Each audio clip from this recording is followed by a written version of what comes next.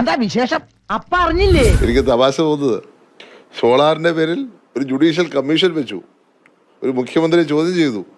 അവസാനം എന്താ? ഇതിനെന്താണ് CPM നിലപാട്? അതാണ് ഞാൻ അറിയാൻ ആഗ്രഹിക്കുന്നത്. എനിക്ക് കൗതുകമുള്ളത് CPM നിലപാട് എന്താണ്, മുഖ്യമന്ത്രിയുടെ നിലപാട് എന്താണ്?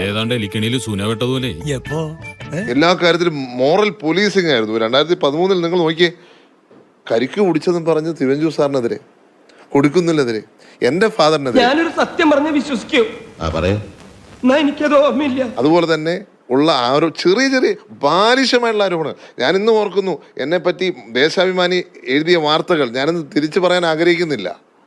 എന്താണ് ദേശാഭിമാനി നാളെ എഴുതാൻ പോകുന്നത് എനിക്ക് അറിയാൻ ആഗ്രഹിക്കുന്നു. അങ്ങനെ നിങ്ങൾ ജീവിക്കാൻ ഞങ്ങൾ സമ്മതിക്കൂല. സമ്മതിക്കോ? ഇല്ല. ഇത്രയധികം വേട്ടയാടിയിട്ടും അതുമായി ബന്ധപ്പെട്ട് വേറെ ഒന്നും പറയുന്നില്ല. ഇല്ല, ഞാൻ എൻ്റെ ഒരു ഞാൻ ഇപ്പം ഞങ്ങളുടെയൊക്കെ സംസ്കാരം അതാണ്.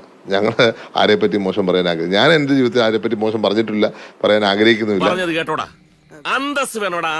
അതേസമയം ഇങ്ങനെയുള്ള കാര്യങ്ങൾ കേൾക്കുമ്പോൾ ഇവരുടെ നിലപാട് എന്താണ്? കാരണം ഒന്നുമില്ലാത്തടത്ത്, തീയില്ലാത്തടത്ത് പുക ഉണ്ടാക്കിയ ആൾക്കാരെ, ഞങ്ങളുടെയൊക്കെ കുടുംബ ജീവിതവും ഞങ്ങളുടെയൊക്കെ ജീവിതം വെച്ച് അതിനു മുമ്പ് 22 വർഷം മുമ്പ് എൻ്റെ ഫാദറിനെ മദറിനെ പറ്റി ഉണ്ടാക്കിയ കഥ ഞങ്ങളാരും മറന്നിട്ടില്ല. അതുകൊണ്ട് CPM ശൈലി ഞങ്ങൾ പ്രതികരിക്കില്ല, ഞാൻ പ്രതികരിക്കില്ല. ഔചിത്യം എന്നൊരു സാധനമുണ്ട്. ഒരു മനുഷ്യനായ കുറച്ചൊക്കെ ഔചിത്യം. മന്ത്രിയുടെ ഭാര്യയ്ക്ക് പോലും കിട്ടാത്ത നീതി കേരളത്തിലെ ഏത് സ്ത്രീക്കാണ് കിട്ടാൻ പോകുന്നത്? അതിപ്പോ ഒരു സ്ത്രീ വിളിച്ചല്ലോ, ഒരു മന്ത്രിയുടെ പേഴ്സണൽ സ്റ്റാഫ് അവരെ ആക്രമിക്കുകയാണ്, മുറിയിൽ അടച്ചു പൂട്ടിയിട്ടിട്ട് അവരുടെ നിന്ന് ഈ ഫോൺ തട്ടിപ്പറിക്കുകയാണ്. എന്നെ സംശയിക്കരുത്. അവർ ഉറക്കെ വിളിക്കുകയാണ്, അവർ പോലീസിനെ വിളിക്കുകയാണ്, പോലീസ് വരികയാണ്. വന്നിട്ട് പോലീസ് എന്ത് ചെയ്തു? അവർക്ക് എന്താണ് സംഭവിച്ചതെന്ന് അന്വേഷിച്ചോ? ഇവരാരെങ്കിലും ആക്രമിച്ചെന്ന് അന്വേഷിച്ചോ? അവർക്ക് പരിക്ക് പറ്റിയെന്ന് അന്വേഷിച്ചോ? അവരെ അവിടെ നിന്ന് രക്ഷപ്പെടുത്താനുള്ള ശ്രമം നടത്തിയ പിന്നെ എന്തു പോലീസാണ്? ഏത് സ്ത്രീക്കാണ് കേരളത്തിൽ ഈ പോലീസിനെ കൊണ്ട് സുരക്ഷ കിട്ടുന്നത്? അല്ലെ മന്ത്രിയുടെ ഭാര്യയാണെന്ന് ഓർത്തോട്ട് പേടിച്ചോടിയതാണ്? എന്താണ് നടന്നത്? മുഖ്യമന്ത്രി കേരളത്തിലെ ജനങ്ങളോട് മറുപടി പറയണം. എല്ലാത്തിലും ഒരു മൗനമുണ്ട്, മിണ്ടാതിരിക്കൽ. ആ മിണ്ടാതിരിക്കൽ ഇക്കാര്യത്തിൽ പറ്റില്ല.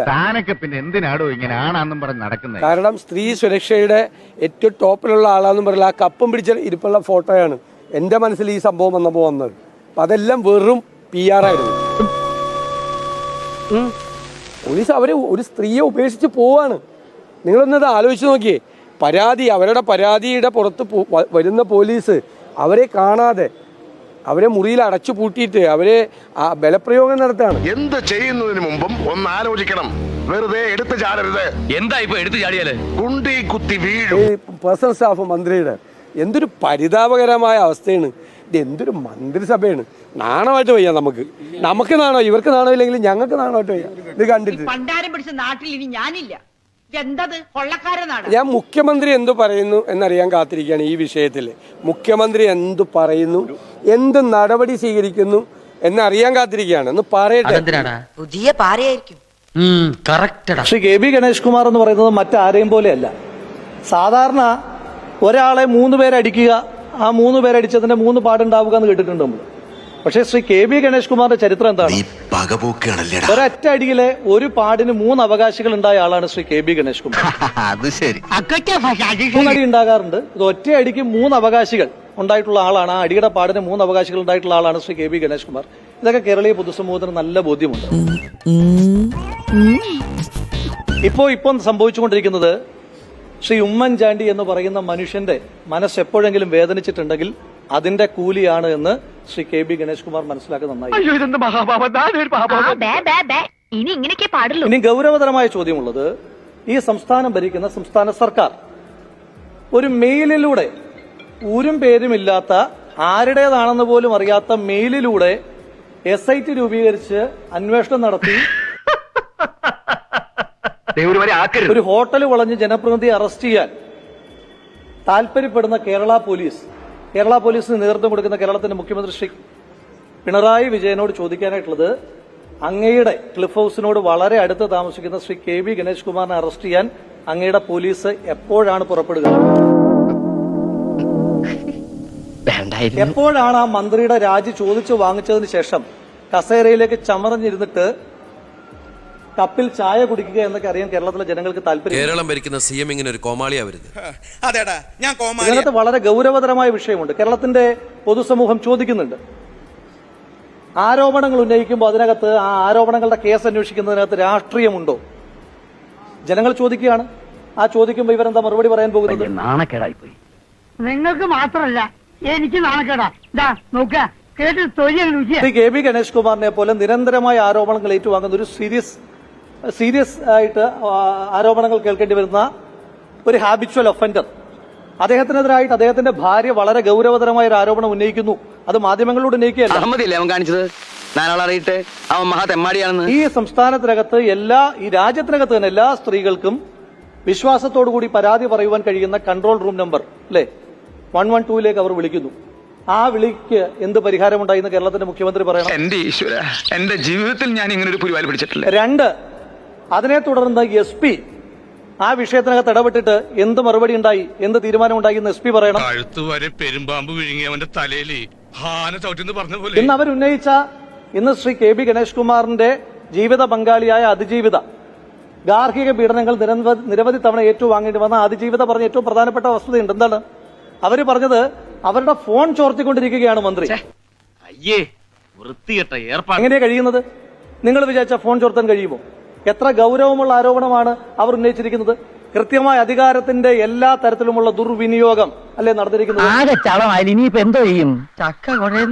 എങ്ങനെയാണ് ഒരു വ്യക്തിയുടെ ഫോൺ ചോർത്തുവാൻ, ആ ഫോണിലേക്ക് വരുന്ന കോളുകളുടെ ടെക്സ്റ്റുകളുടെ ഡീറ്റെയിൽസ് ഈ സംസ്ഥാനം ഭരിക്കുന്ന ഒരു മന്ത്രിക്ക് അറിയാനുള്ള സംവിധാനം എന്താ? അങ്ങനെയാണോ എല്ലാ മന്ത്രിമാരും പ്രവർത്തിക്കുന്നത്? ഇനി മറ്റൊരു ഗൗരവതരമായ വിഷയം അവർ തന്നെ പറയുന്നുണ്ട്, ഈ അതിജീവിത തന്നെ പറയുന്നുണ്ട്, ബഹുമാനപ്പെട്ട കേരളത്തിന്റെ മുഖ്യമന്ത്രിയുടെ മകളെ അവർ വിളിച്ചിരുന്നു. ഞാൻ ചോദിച്ചോട്ടെ, ഇത്ര ഗൗരവത്തിലുള്ള ഒരു വിഷയത്തിനകത്ത് പരാതി പറഞ്ഞുകൊണ്ട് കേരളത്തിന്റെ മുഖ്യമന്ത്രിയുടെ മകളെ വിളിച്ചിട്ട് എന്ത് നടപടിയാണ് ആ വിഷയത്തിനകത്ത് ഉണ്ടായത് എന്ന് കേരളത്തിന്റെ മുഖ്യമന്ത്രി പറയണം, കേരളത്തിന്റെ ആഭ്യന്തര വകുപ്പ് പറയണം, പോലീസ് സംവിധാനം പറയണം. നിന്നെ ഇതിനൊന്നും കൊള്ളുകയില്ലെന്ന് നീ വീണ്ടും വീണ്ടും തെളിയിച്ചിരിക്കുകയാണ് എന്റെ വിജയം. KB ഗണേഷ് കുമാർ അദ്ദേഹത്തിന്റെ പ്രണയത്തൊക്കെ അങ്ങനെ നിൽക്കട്ടെ, നമുക്ക് അതിനകത്തൊക്കെ അദ്ദേഹത്തിന്റെ സ്വാതന്ത്ര്യം. പക്ഷെ അതേ KSRTC മന്ത്രിയല്ലേ, അല്ലാതെ KSRTC ബസ്സൊന്നും അല്ലല്ലോ കൈ കാണിക്കുന്ന സ്ഥലത്തു നിന്നൊക്കെ ആളുകളെ വിളിച്ച് കയറ്റാനായിട്ട്.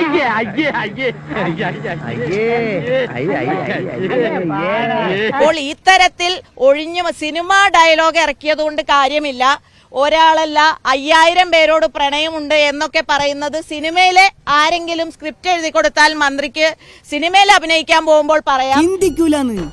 അല്ലെങ്കിൽ ഈ ബുദ്ധി ഇല്ലെങ്കിൽ പിന്നെ പറഞ്ഞിട്ടെന്താലേ. ഇത് ജനങ്ങളുടെ ഉത്തരവാദിത്തപ്പെട്ട ഒരു ജനപ്രതിനിധി എന്ന നിലയിൽ അദ്ദേഹത്തിന് ബാധ്യതയുണ്ട്. അദ്ദേഹത്തിന് ഇതേക്കുറിച്ച് കൃത്യമായി പറയാൻ, ഇതിനെതിരെ നടപടിയെടുക്കുക എന്നുള്ളത് കേരള ഗവൺമെന്റിന്റെ ആഭ്യന്തര വകുപ്പിന്റെ പോലീസിന്റെയും. ഇതുവരെയുള്ള സംഭവങ്ങൾ നിരീക്ഷിച്ചാൽ തീർച്ചയായും വലിയ വീഴ്ചയാണ് ആഭ്യന്തര വകുപ്പിന്റെയും പോലീസിന്റെയും ഭാഗത്ത് നിന്നുണ്ടായിരിക്കുന്നത്. ഇത്തരക്കാരെ സംരക്ഷിക്കുക, സംരക്ഷണ കവചം ഒരുക്കുക എന്നുള്ള ഒരു സമീപനം തന്നെയാണ് മുഖ്യമന്ത്രി എടുക്കുന്നത്.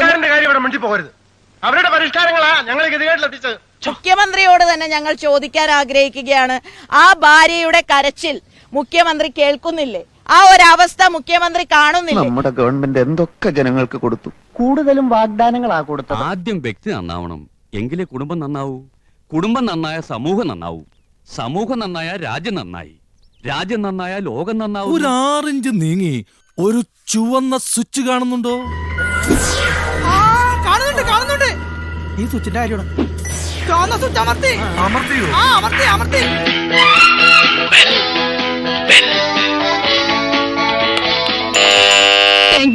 ഈ ഉപകാരം മറന്നാലും ഞാൻ മരിക്കില്ല.